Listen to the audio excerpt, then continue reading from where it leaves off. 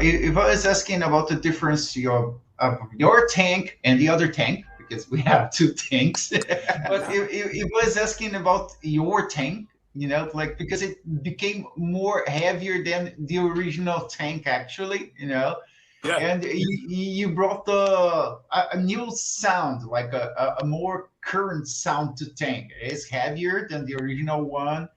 And how do you see this? I think it's we just tried to. Me and Cliff looked at it and thought, if we're going to do it, we're going to do it with a singer. So I was working with Dougie White on his solo album. I done a few tracks on his solo album.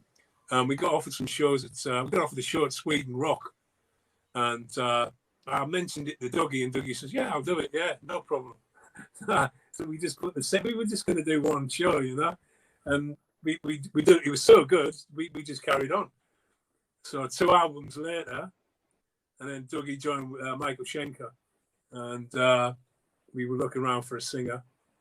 And Cliff knew ZP really well, so he said, "How about giving ZP a try?" I said, "Well, he's more because it's a totally different style. What he was with Dragon Force, he was playing against he's singing against guitar solos all the time.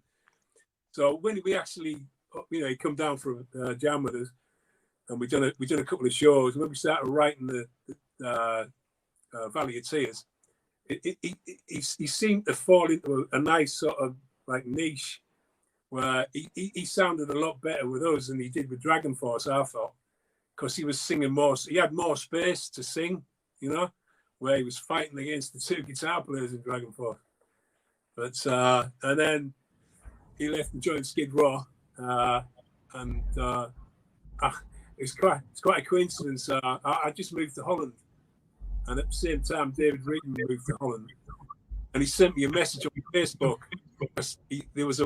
We were doing a white snake trivia just to get some money.